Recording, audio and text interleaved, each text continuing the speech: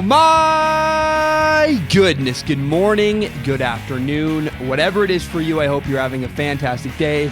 My name is Zach Schomler. This is Strong Opinion Sports. Thank you so very much for tuning in. Oh my goodness. It's late. It's like 11:22 p.m. Thursday, May 3rd. So it's basically this will post on Friday, May 4th. I'm tired. I'm exhausted. It's the end of the school year. I have one final left. It's tomorrow morning at 8 a.m. So yes, I am up. I have a final in about 8.5 hours. I don't care. Whatever. We're here. I'm really excited to do this podcast. It's my last one you will see in this room for months and months. Because next time you see me, I will be in another room with a different background. Oh, everyone's excited about that. Same hairstyle, same stupid hairstyle. But you'll see me. I'm excited. I love this show so much. This is my passion. It's my favorite thing in the world. You know what my favorite thing about doing Strong Opinion Sports is? My favorite thing about doing this show is finding comparisons. We're finding a way to compare real life to sports. I love that. I love trying to connect real life and sports and doing comparisons like that. It's my favorite thing.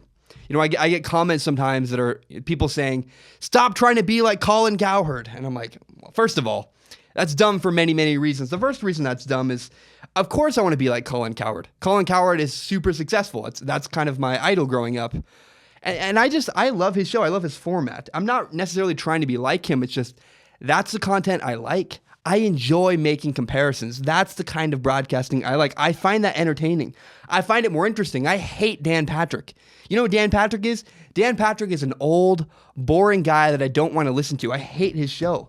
He uses heavy sports jargon. He doesn't simplify things for people that aren't big sports fans. You know, I have a buddy of mine listens to this podcast. We became friends. He listened to this podcast in Texas. He's not a big sports fan. He doesn't like sports. He likes soccer, and that's about it. And yet he listens to my podcast, all about football, sometimes basketball, and he enjoys it because he likes the storytelling aspect. He finds it entertaining, even though he doesn't always understand the football side. That's really cool. You know, one time I listened to Dan Patrick, and he talked about childhood lunches for 15 minutes, and I'm like, dude, I don't care. I want to get to sports. I'm sorry, now I'm ranting. But I don't want to just be another guy on YouTube yammering about sports. I enjoy making comparisons. That's what I think is entertaining. That's what I think is interesting. And so, because ultimately that's what sports are. Sports are entertainment. And that's what I've prepared for you guys today. I've prepared a couple analogies I really like. I'm going to poke some fun at Giants fans. I'm going to make fun of some of the people that are commenting. And I'm excited to make fun of some Giants fans. But first I want to start with this. I want to start with Russell Westbrook because, you know, I recently somewhat defended Russell Westbrook. I talked about losing in 6 games to the Utah Jazz.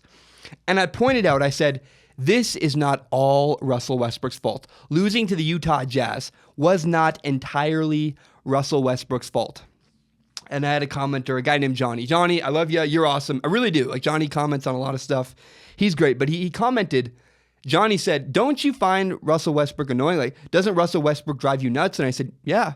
Russell Westbrook does drive me nuts, but that's not why I want to give Russell Westbrook a fair shot. And I've been trying to do that over and over and over again. Every time I criticize Russell Westbrook, I still want to give him a fair shot. But I do think it's important to point out, it's not if, but when Paul George leaves Oklahoma City, it will be Russell Westbrook's fault, nobody else's. You know, I've been single for 2 years now, and I have tried many times to have a relationship in those 2 years. I've tried and I've failed. And it was always the girls that ended things. It was never me. They're always, you know, you're too busy, you're bad at replying to texts, you're too distant. It was always some other reason, something wrong with me. Girls would end things with me.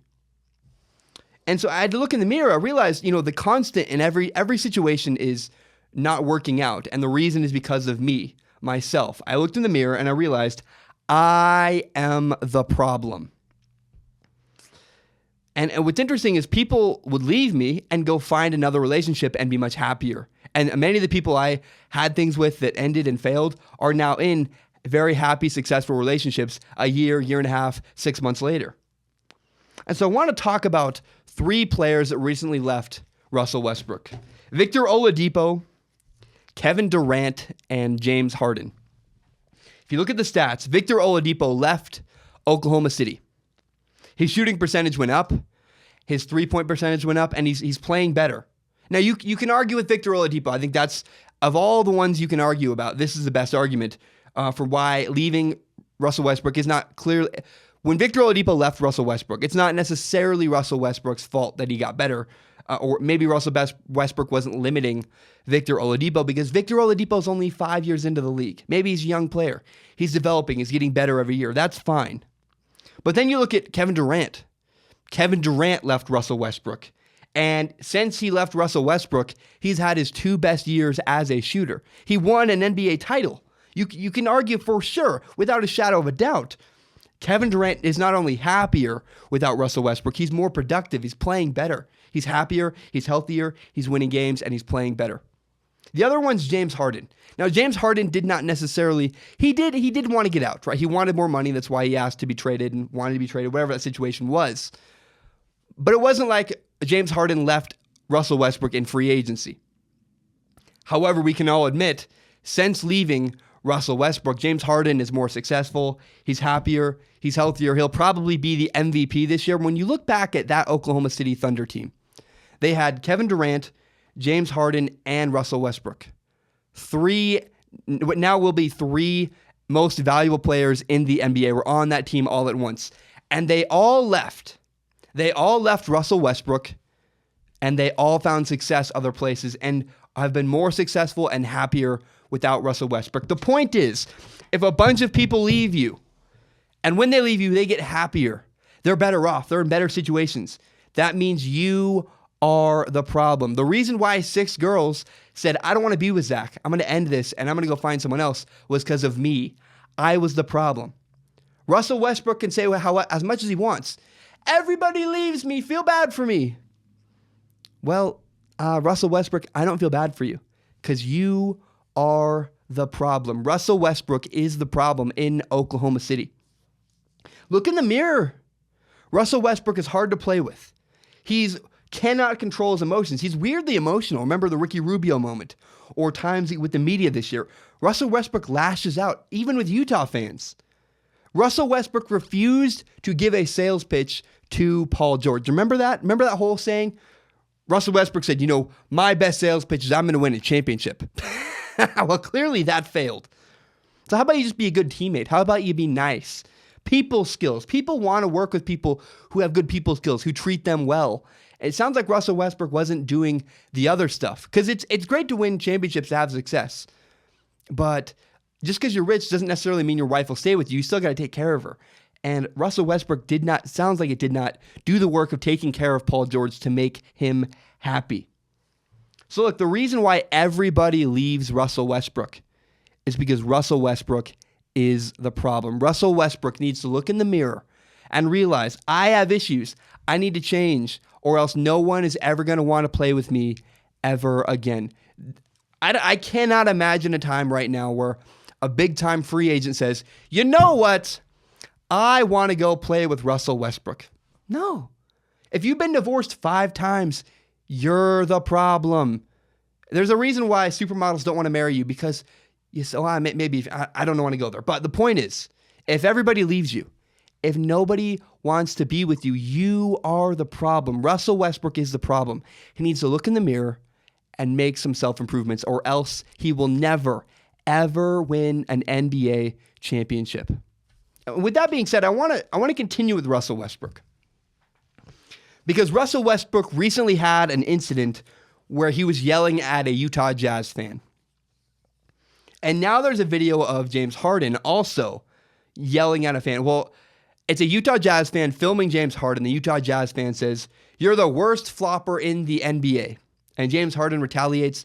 He hits the guy's phone, walks away. It's not a big deal, really, not necessarily. But I don't understand why NBA athletes, or any super successful athlete, why do professional athletes care about what fans say? I don't understand. Why do they listen? I understand people are mean. But why is an NBA player who makes $30 million a year listening to what a fan thinks? Why? It doesn't matter. Here's the truth. That's part of the job. Part of the job of being a professional athlete is dealing with fans. I hate to say that. It sucks. It's not fun. It's not an enjoyable part of the job, but it is part of the job. Is you have to be able to handle fans. And the way Russell Westbrook especially handled fans was really, really lackluster. It's part of the job description. Does it suck? Yes. Does dealing with fans, are they awful? Are they mean? Is it unfortunate you have to deal with crappy fans? Yes, it sucks. And do they say mean things? Yes, of course. But will it change? No. I get horrible comments all the time on YouTube. I do. I get awful, awful stuff. And I don't complain. Because if I'm going to make videos on YouTube, that's just part of the job. It comes with the territory. It's in the job description. People are going to say mean things on YouTube. You just accept it. You suck it up. You move on. Like, people say things like, people say to me, they've made fun of my dead brother. They've said, you suck. They said, your hair is stupid. They've told me to give up on YouTube. I'm about to get 1,000 subscribers, which is not very much. But it's enough. It's encouraging to me. And the point is, you just can't worry about them. Why are you using your energy thinking about people who are awful and mean? You just can't listen. Angry commenters are out there. Just don't pay attention. You just can't. Why is Russell Westbrook? Why is James Harden? And I'm going to say this when any type of athlete, for some reason, athletes always do this. Every couple months, every maybe 6 months, 8 months, whatever it is, we'll see an athlete retaliate against the fans. Why? Why do you care? You're a millionaire. They're just haters on YouTube comments. Don't listen to them. I don't pay attention to those people anymore. I pay attention to people like Jabari or Joe or Kantaroth, whatever that guy's name is, Elmer Fudd. There were so many people in my... Poop Bud is like this ridiculously stupid name, but he's nice. He comments on everything. Those are the people I pay attention to, and that's what professional athletes should do. Don't waste your time. Don't waste your energy listening to fans that are mean and yelling at you. Go find the one fan that wants to high-five you and likes you. Give your attention to that person. Why do you care about people who hate you? Just don't. Why is Russell Westbrook wasting his energy with an angry Utah Jazz fan, letting his emotions get the best of him? Don't. And if you're James Harden, look, I know this will become nothing. James Harden won't get fined. Nothing bad will happen because he hit a guy's phone down. But just don't. Just don't go there. It's too risky. It doesn't help you. It only hurts you. And if you are an athlete making $30 million a year, you should not care what some doctor or some bartender or some school teacher says about you while you're performing. It doesn't matter. In fact, it's part of the job. Part of the job is dealing with fans.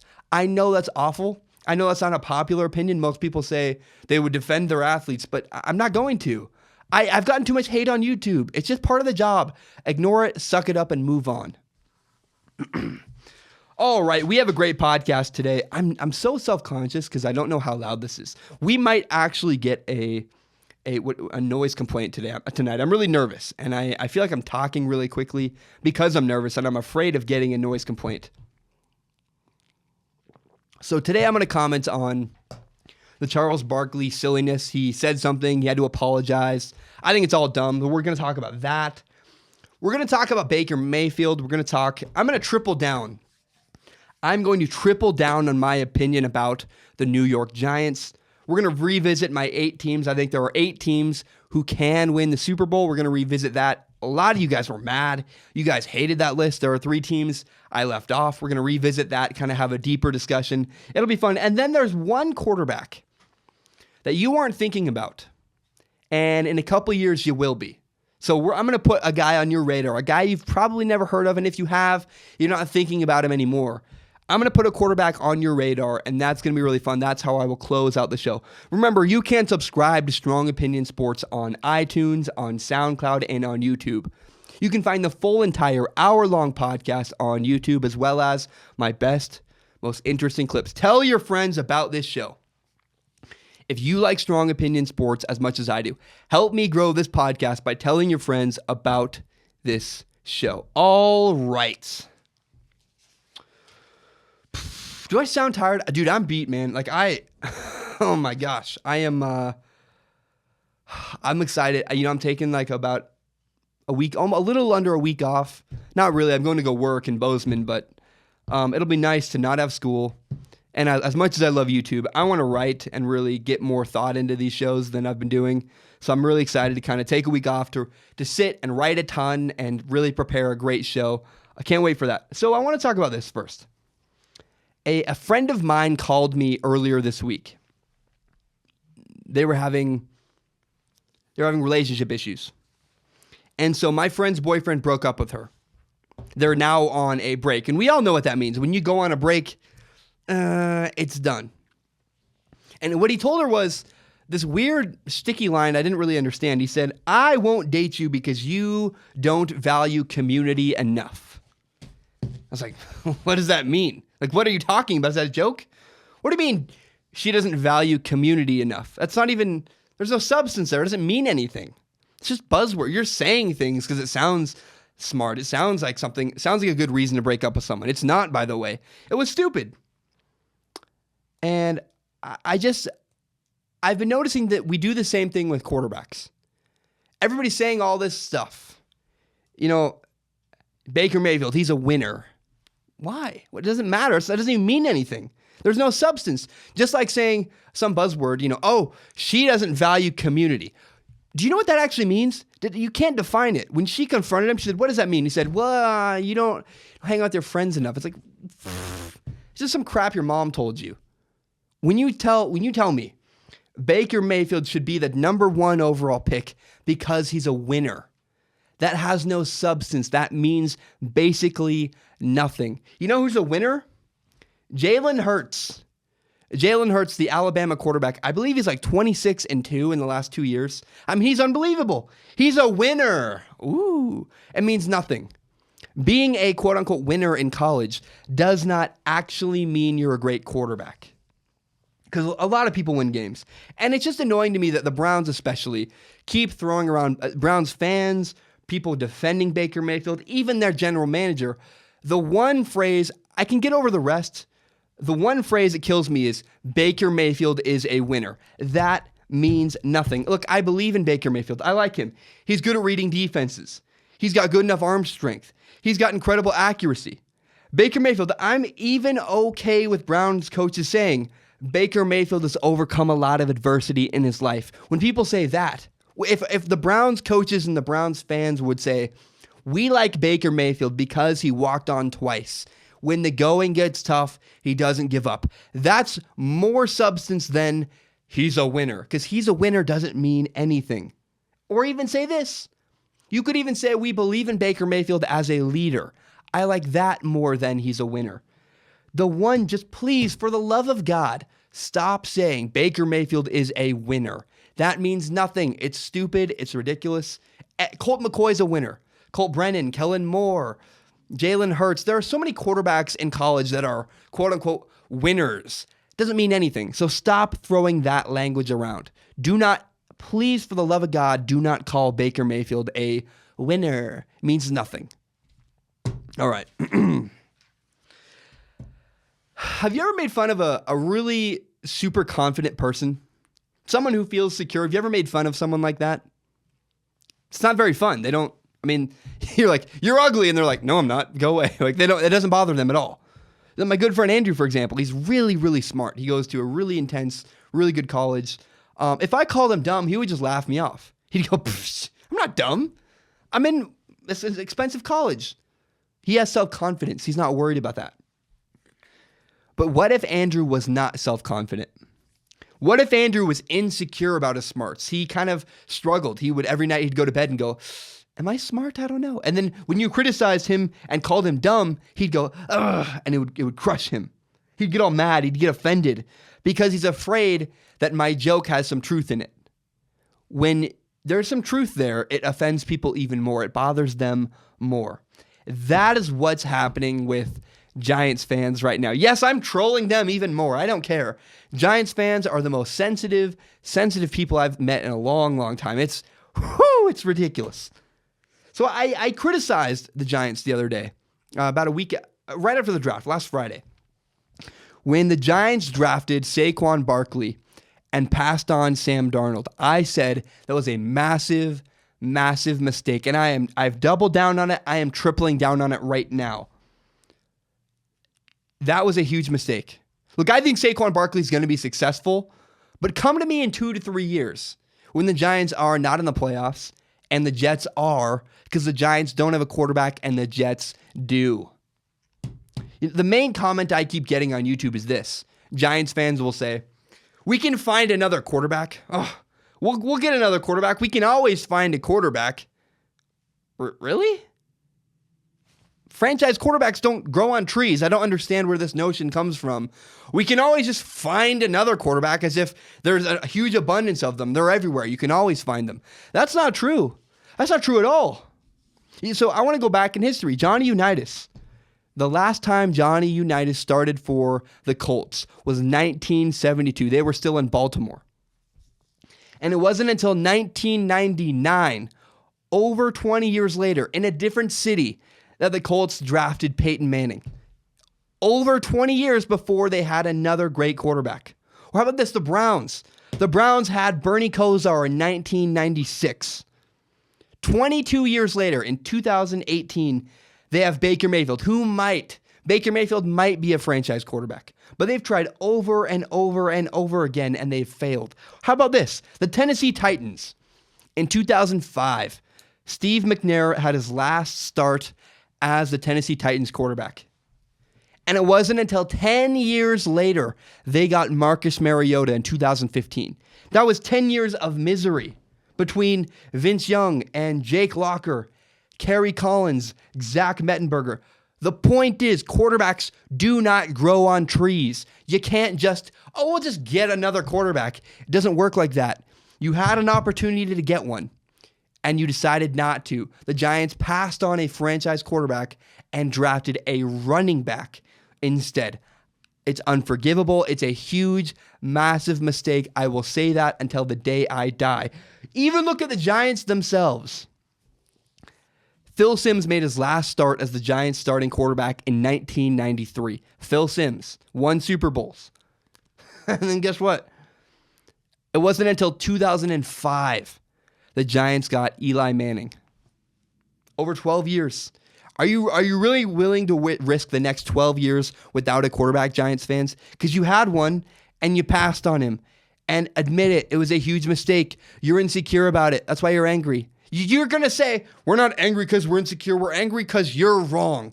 Okay, come find me in 2 to 3 years. We'll sort it out. I'll be right. You'll be wrong. I guarantee you. Look, here's what's going to happen. Saquon Barkley's going to have success. He's an amazing player. He's going to look really good, especially at the beginning of next season. But guess what? It's not going to win games. Saquon Barkley's going to be unbelievable, and the Giants are going to win like 6 games. So what's going to happen? Don't come crying to me saying, you were right, I'm sorry. I mean, you'll never do that anyways. You guys are New Yorkers. But the point is, you had a quarterback, you passed on him, you drafted a running back instead, and now you're not going to win your division, and you're not going to win your division in 2 years, in 3 years, in 4 years, or in 5 years, because the Giants do not have a future franchise quarterback. They have the dregs of Eli Manning. You know, at the bottom of orange juice, there's like a little bit of pulp, the dregs. That's all that Eli Manning has left. There's nothing left in the tank for Eli Manning. And I promise you, he might have like a little bit of success. He might not be awful this year, but they're not going to win a Super Bowl. They're not going to win their division. And having a little bit of success is not the same as dominating the NFL. And that's what they could have done in 2 to 3 years with a great coach and a great young quarterback. I believe the Giants made a massive mistake when they passed on Sam Darnold. It's unforgivable. I'll never let them forget it. You can hate me, be angry. All I'll say is Saquon Barkley is going to have success. It's going to look like I was wrong. It really will. At the beginning of next year, you're going to go, Zach was wrong. He's crazy. Have patience. Come talk to me in 2 to 3 years when the Giants have, not only, they don't even have the dregs of Eli Manning anymore, the Giants will have nothing at quarterback, and the Jets will have Sam Darnold. Come talk to me in 2 to 3 years, Giants fans. Just watch. Watch what happens. Quarterbacks do not grow on trees. It's not easy. Good luck trying to find another franchise quarterback in the next 5 to 10 years, Giants fans. It's not going to happen. I'm going to drink some water.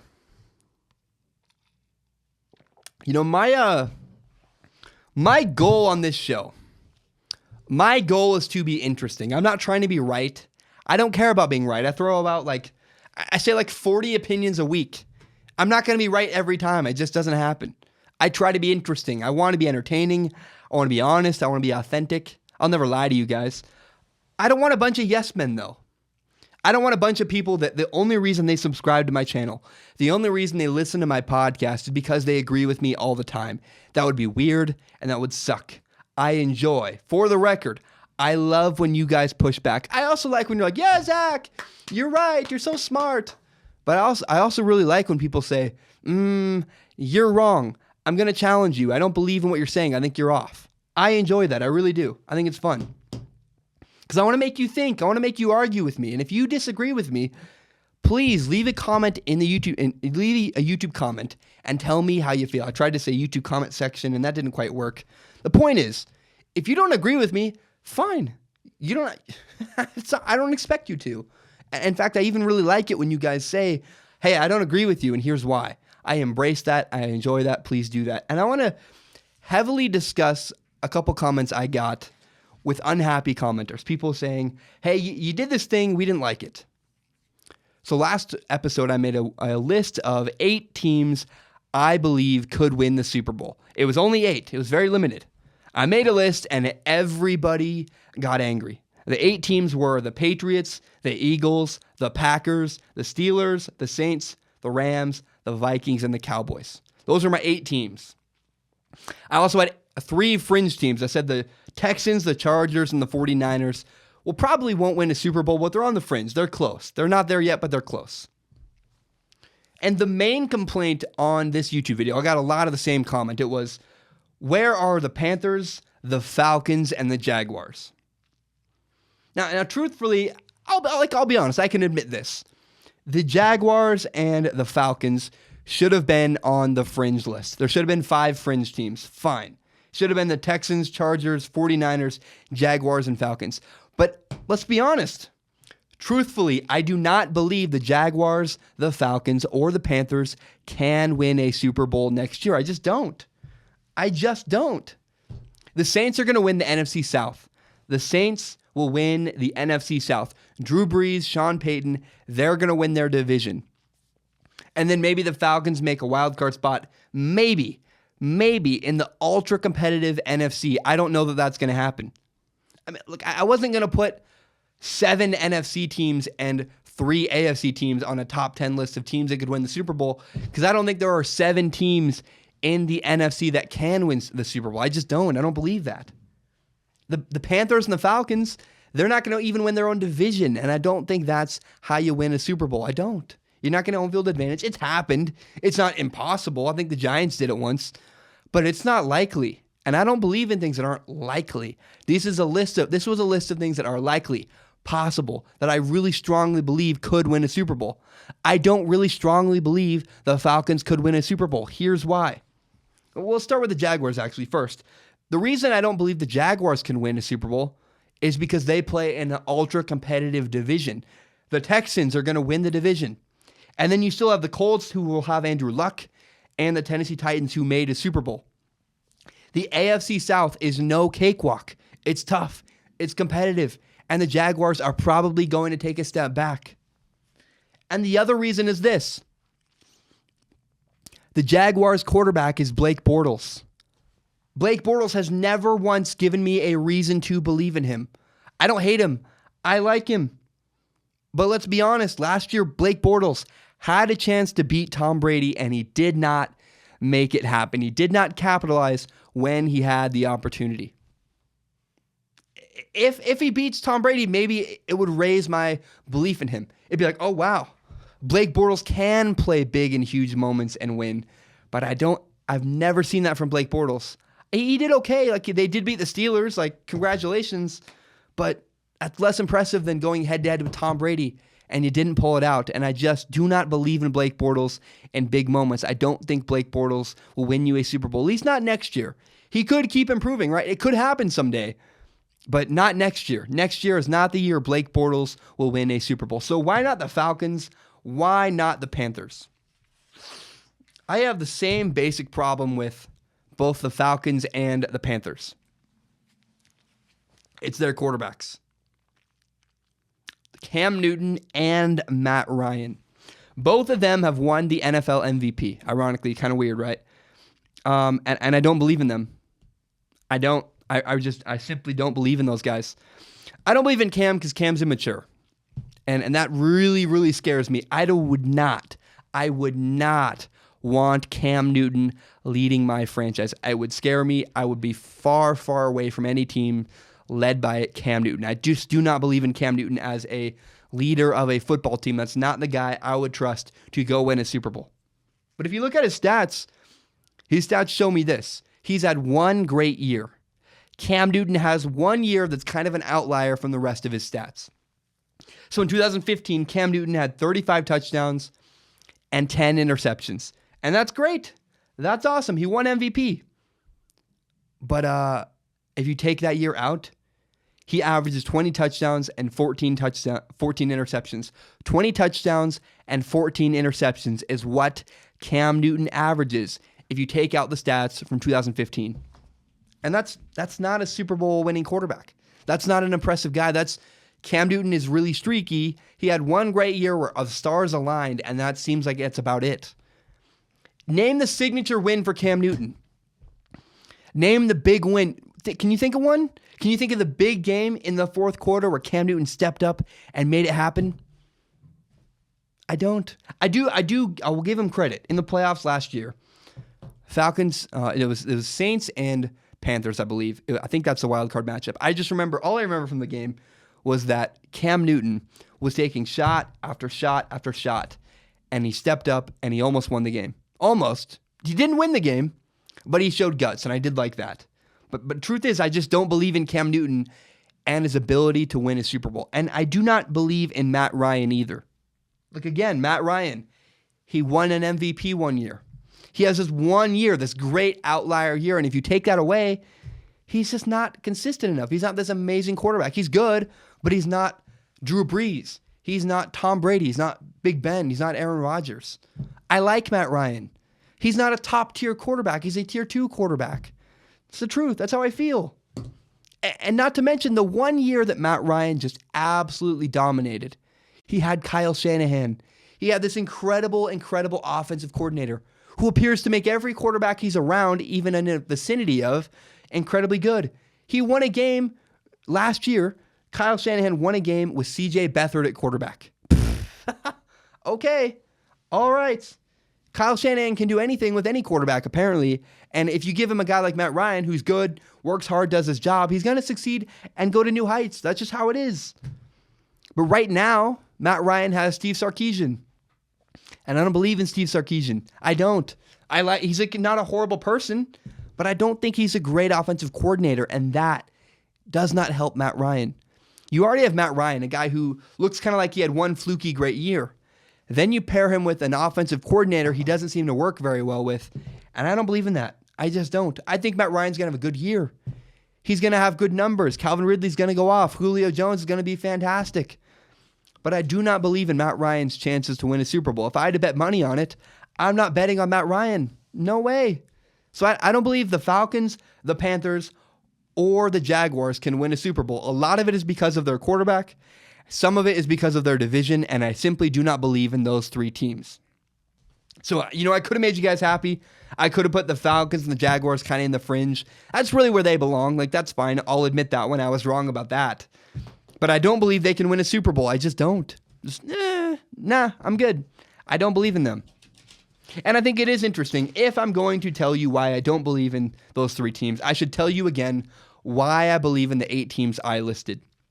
So I'm revisiting the 8 teams I believe can win the Super Bowl. Here's the thing. The number 1 team on this list is the New England Patriots. And again, this is in no order. There's no list. But the first team I thought of was the Patriots. And the reason is they have Bill Belichick, they have Tom Brady, they have a weak division, and that's really all you need to say. That's why I believe in the Patriots. Belichick, Brady, weak division, it's a recipe for success. They've done it over and over again. I believe the Patriots could win the Super Bowl again. Not to mention they're a great draft. There's another reason why I believe in another AFC team. I believe in the Steelers. I believe the Steelers could win a Super Bowl this year. They have a great roster. They're in a weaker AFC division. So they're not the AFC as a whole. It's about the Patriots, whoever wins, probably the Houston Texans, and the Steelers, and that's about it in the AFC. Maybe the Jaguars, they're close, but they're not. I think they're going to go down this year a little bit. The AFC is not very competitive, and if the Steelers can get past Tom Brady, they could win a Super Bowl. I truly believe that.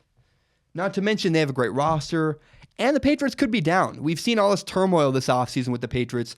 Maybe the Steelers have a better year, and the Patriots have somewhat of an off year. The Steelers could slip past them and win a Super Bowl. They have Big Ben. I believe the Steelers could win a Super Bowl. The Vikings. The Vikings have close to the best roster in the NFL. I don't think they actually have the best roster in the NFL, but I believe the Vikings could win a Super Bowl because they almost did it with Case Keenum last year. Now, they have another year of experience on their young roster, and they upgraded at quarterback. Older, more experienced roster, upgraded quarterback. That tells me that's a Super Bowl potential for the Vikings. Now, the Packers. There's not very much to say here. The Packers have an improved defense. They got 2 really good corners in the offseason, and they have Aaron Rodgers. That's about all you need to say. You have Aaron Rodgers with an okay defense, you could win a Super Bowl. That's the truth. The Saints. The Saints have a great young team. They're going to have 1 more year of experience, and they have Drew Brees and Sean Payton. They have a good running game, a good defense. I believe the Saints could win a Super Bowl. They got robbed last year. They're going to come back with a vengeance. The Eagles. Very simple why the Eagles could win the Super Bowl. The Eagles have an MVP caliber quarterback, Carson Wentz, coming back, and their roster is even better than last year. The Philadelphia Eagles are another title contender again this year. Their roster is even better than last year, and they just won a Super Bowl. The Rams. The Rams have an unbelievable roster. I love what the Rams did this offseason. The Rams went out and they made move after move after move. They said, we are going all in on the Super Bowl. I believe it paid off. I believe the Rams could win a Super Bowl this year. They have Sean McVay and Jared Goff in their year 2 of their partnership. I believe Sean McVay is a top-notch, one of the best coaches in the entire NFL. Sean McVay could absolutely get Jared Goff to win a Super Bowl. Now, the last team on my list is the Dallas Cowboys. Of the 8 teams I chose to win a Super Bowl, I will 100% admit Dallas is the weakest team on this list. The biggest reason why you might hesitate to believe in Dallas is Dak Prescott. I love Dak Prescott. I like his attitude. I like his maturity. But the truth is, Dak Prescott is pretty much unproven. He's never really given me a good reason to believe in him, but I will say this. The reason why I believe that Cowboys could win the Super Bowl is because last year they did not have Ezekiel Elliott, and they almost made the playoffs. And this year, when you add Ezekiel Elliott, I think they're an even better team. They have a better defense than last year. They'll have a much better running game, and they still have Dak Prescott, who is good, not great. He hasn't shown us any reason to doubt him. He just hasn't really given us a reason to believe in him either. And so year 3 of Dak Prescott, he'll make another stride forward, I believe. So I believe the Dallas Cowboys could win the Super Bowl. Those are my 8 teams. Once again, why I believe in those 8 teams. It's also worth noting, so Matt Ryan today signed a massive contract extension. Matt Ryan signed a 5-year deal with $100 million guaranteed. And you would think, based on what I've said earlier in this podcast, because I don't really believe in Matt Ryan. I doubt Matt Ryan's ability to win a Super Bowl. However, $100 million guaranteed 5-year deal, Matt Ryan is worth every penny. I 100% agree with this contract. I do not think they made a mistake at all. Why are the Falcons even relevant? Why are we even talking about the Atlanta Falcons? Because they drafted Matt Ryan. Matt Ryan, whether you think he's a top-tier quarterback, a mid-tier quarterback, whatever it is, the reason why the Falcons are interesting, the reason why the Falcons have a new stadium, the reason why people think they're title contenders is because of Matt Ryan. Matt Ryan is absolutely worth every single penny. You don't have to be in love with him. I don't love Matt Ryan, but I can acknowledge Matt Ryan is the Falcons franchise. He's the reason they're relevant. And hey, if I could get that kind of stability at quarterback, I would. I would rather take Matt Ryan over a mess and pay him $100 million every single day of the week. You don't want to not have a quarterback, and Matt Ryan's a pretty damn good quarterback. He's not a great quarterback. He's not Tom Brady and not Aaron Rodgers, but he's the second tier down, and I believe Matt Ryan is absolutely worth 5 years, $100 million guaranteed. And let's be honest, honestly, the Falcons might have saved money by signing him now. If the Falcons had waited, rather than make a deal now, the price might have gone up even more. So I have no problem with the Falcons signing Matt Ryan to a brand new deal worth, again, 5 years, $100 million, fully guaranteed. It's not crazy. I would have done it. I do not blame the Falcons at all. I think it was a good move. Lock down your quarterback. Honestly, it would have been more if you'd waited till the contract was up, because every quarterback is going to one-up the next one, and so you want to get Matt Ryan signed now before he's so expensive he's just a weight holding you down forever. I honestly believe that.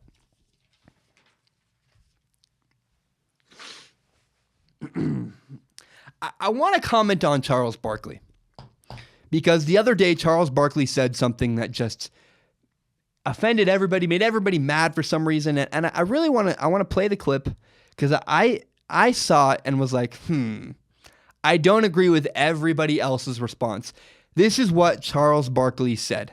As they went to the locker rooms, some friendly chatter between Rajon Rondo and Draymond Green. That's what you want to call it? What do you want to call it, Chuckster?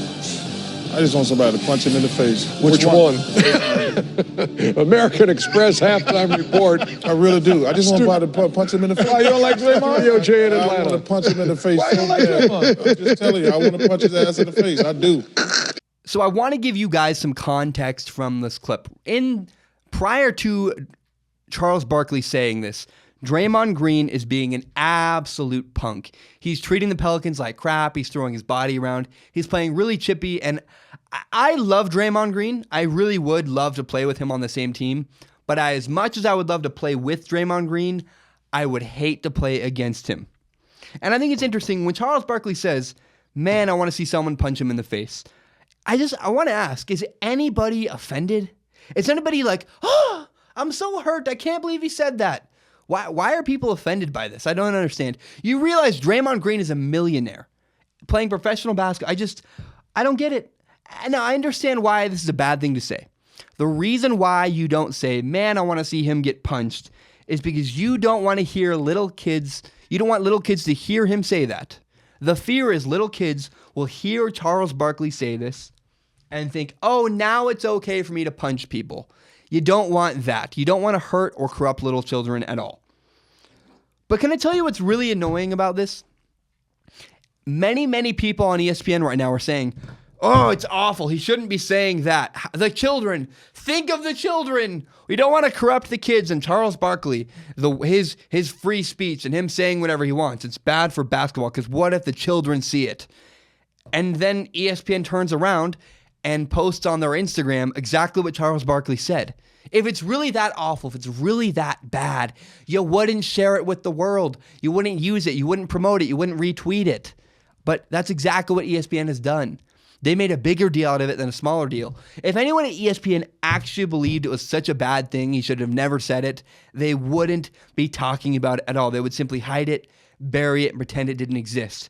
And that drives me nuts. Now, I was really sad because Charles Barkley actually apologized. It was like a loss for freedom of speech. It was like, oh no, please. Charles Barkley said he shouldn't have said it and that he didn't literally want to fight Draymond Green. Yeah, we know, of course. Did anybody watching that actually think, I believe Charles Barkley wants to run up to Draymond Green and just punch him right in the face. I think he's going to get in a fight next time they see each other. No, nobody actually thought that. Look, do you understand? Charles Barkley is an entertainer. Charles Barkley is a personality. His point was Draymond Green is being annoying. And Charles Barkley is not a journalist. People on ESPN, again, they're acting like it's, his job to stay out of the story. He's just a conduit. Yada. No, he's not a journalist. Charles Barkley's job is to be interesting. Charles Barkley is getting paid money. to say things like the thing he just said. He's getting paid to say stuff like that. But when he does it, for some reason, people get offended. Which one do you want? Do you want loud, obnoxious Charles Barkley that says whatever he wants? Or do you want Charles Barkley hiding with tape over his mouth, censoring everything he says? It's so annoying.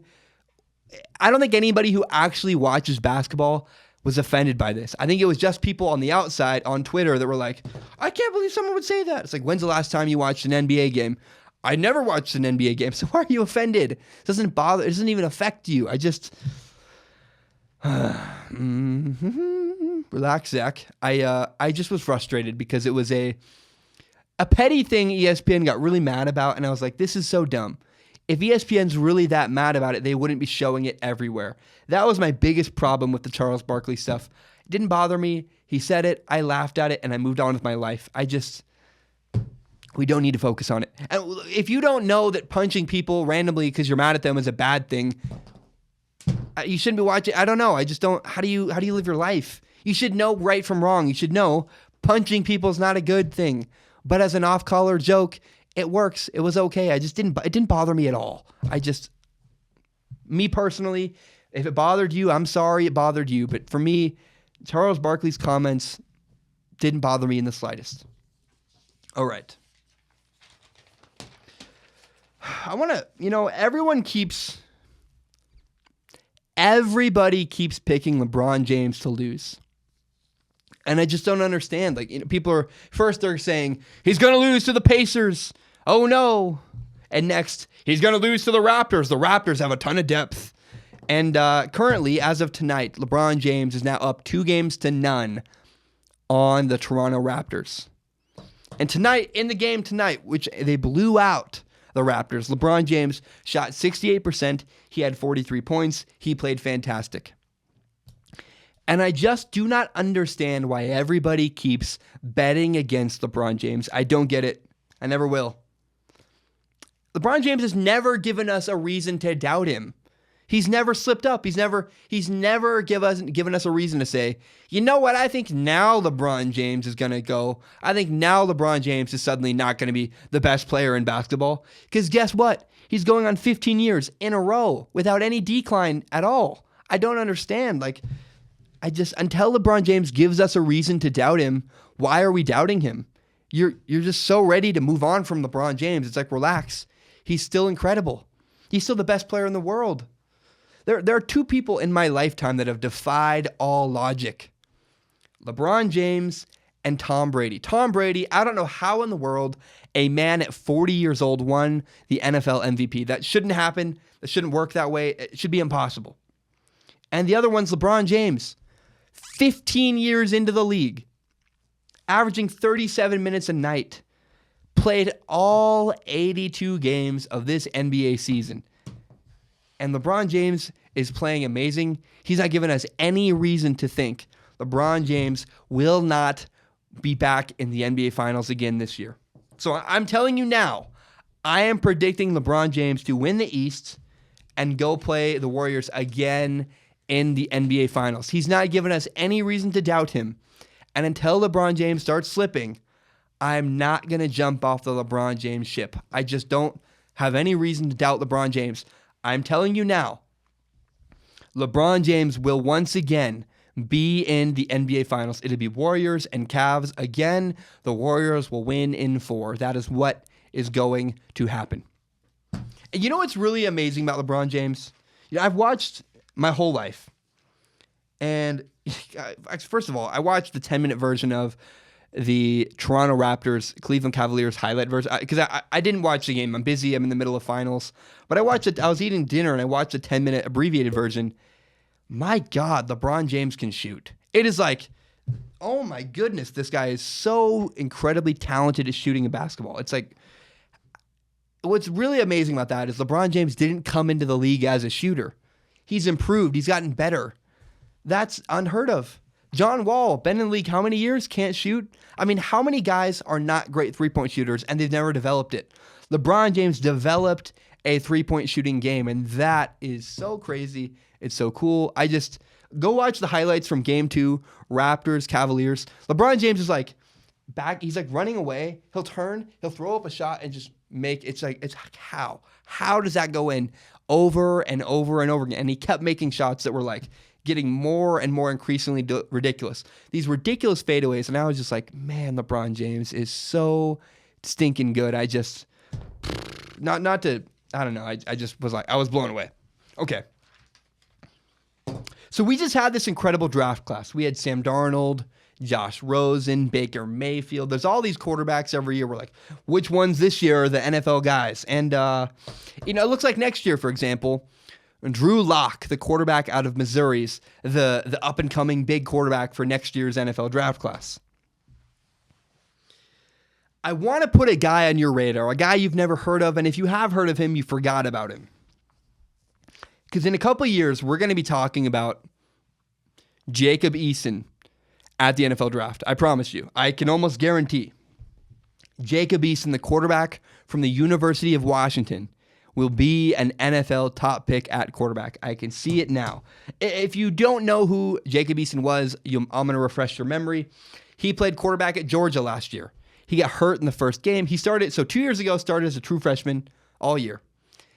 Last year, he played one game, got hurt, got benched for Jake Fromm, and then Jake Fromm never lost a game, so he never got a chance to go back in. And so Jacob Eason transferred away from Georgia. He's now at the University of Washington in Seattle. And he's not eligible to play. He transferred from Division I to Division I. So Jacob Eason will have to take a year off of school to sit and learn and get better at football. And this is so good for Jacob Eason. Because UW already has a quarterback. They have a senior quarterback this year, Jake Browning. No worry. Jacob Eason's going to sit. He's going to learn. And next year, in 2020, Jacob Eason, or I guess 2019-2020 year, Jacob Eason will be a junior. He's going to be the starting quarterback for the University of Washington, and he will be fantastic. And I'm telling you now so you don't forget, in the 2021 NFL draft, 3 years from now, 3 NFL drafts from this year, we will be talking about Jacob Eason as a top quarterback in the NFL draft. Do not forget it. His name is Jacob Eason. He goes to UW. I'm telling you now so that in 3 years I can say, look, I was way ahead of the curve. I promise you. I told you back then, Jacob Eason is the next big deal in college football and in the NFL draft. I mean, look, I know I have bias. Jacob Eason's from my state of Washington. But he's got a huge NFL arm. I've been around him a little bit. He's really great. He got kind of in a weird situation at Georgia, but he played really great. He just had a weird situation where the backup quarterback kept winning and they didn't put him back in. But don't forget, the UW coaches are the same coaches who coached at Boise State. They got Kellen Moore to the NFL. And imagine if Mike Peterson can, Chris Peterson, whatever, if Peterson can do so well with Mike, I'm so bad with names. Like, names are just not my thing at all. If Peterson can get Kellen Moore to the NFL, can have Kellen Moore be one of the most efficient, best quarterbacks in college in years, just imagine what he can do with Jacob Eason, a real, legit quarterback who's got a ton of NFL talent. Jacob Eason is the next big deal when it comes to the NFL draft. He's not going to play this year. 3 years from now, in the NFL draft, in the 2021 NFL draft, do not forget the name Jacob Eason. Now, I want to put 2 more quarterbacks on your radar. These are quarterbacks to watch next year. They are college quarterbacks. I don't think either of them is really going to be a particularly amazing NFL quarterback, but they will have really good stats next year and have an impact. The first one is Eric Dungey. Eric Dungey is a quarterback from Portland, Oregon, my hometown. I watched him in high school. He's amazing. He played, because he was my class. He was a junior. He was a senior when I graduated 2015 like me. He has started all 4 years at Syracuse. He started as a true freshman at Syracuse. And if you remember a couple years ago when Clemson lost to Syracuse in Syracuse, the reason was because Eric Dungey went off. Eric Dungey was fantastic. Now, I do not believe Eric Dungey's an NFL guy, but pay attention to Eric Dungey, the quarterback at Syracuse out of the ACC. He's going to put up really good stats this year. He's going to be fun to watch, and you just keep him in the back of your head because I do believe Eric Dungey is going to have a great year and be very interesting to watch this college football season. Now, the other one and the much bigger story is Shea Patterson. Shea Patterson is a quarterback transfer from Ole Miss, In fact, he was a starter at Ole Miss when they had all these allegations. Hugh Freeze left. And so Shea Patterson transferred out of Ole Miss to Michigan, where he now plays for Jim Harbaugh. And Shea Patterson just was granted his eligibility, which means Shea Patterson will be the starting quarterback for Michigan this upcoming year. And it's going to be really fun. I believe Shea Patterson is the missing piece for Michigan's chance and hopes at winning a national title. Because look, John Harbaugh is fantastic. He's won, I think, 10 games, and I think he took a small step back this last year. He's incredible. He just doesn't have a great quarterback. And Shea Patterson, I don't think is an NFL quarterback. I don't think he's maybe a backup. I don't think Shea Patterson will be an amazing NFL quarterback. He's got average arm strength. He's got some weird accuracy issues, some kind of weird mechanics. But I will say, Shea Patterson absolutely can win in college football. He gives Michigan a chance to win a national title. He will be fantastic. I'm really excited to watch Shea Patterson this coming year at Michigan in college football. All right, that's all I have, guys. Your boy Zach is dead tired. It's 12:21 in the morning, so it's past midnight. I'm going to Bozeman on Sunday. I'll be there from Monday through Wednesday filming a documentary. And so I will not be doing a podcast next week until next Friday. I'm going to take Thursday off. I drive home. It's 12 hours from Bozeman, Montana to Portland. I'm going to drive that long on Thursday. So it's going to be rough. I'm aiming to do a podcast next Friday. That's my hope. That's my dream. It may not happen. Maybe not be till next Monday. Now, I just thought about this just now. If I drive 12 hours on Thursday, that means I have to set up my whole room on Friday and write a show and record a show. So it might not be Saturday, but I'm going to do a show next week. But I'm going to take about a week off because, my brain is fried. I'm not going to be home. I can't do a podcast when I'm not home anyways. I'm in the middle of tearing down my entire room. But I'm excited. When I get back from Bozeman, I'll be on summer break and I can put even more into this podcast. And that's what I'm excited for. I'm excited to have kind of a mental break, to write a bunch, to really prepare. And when we come back, the podcast is going to be even better. Because I'll be quite honest, the last 2 weeks have been subpar. They have not met my standards. It's been good enough. People like it. We're growing like crazy. But I think this podcast could be much better than it is right now.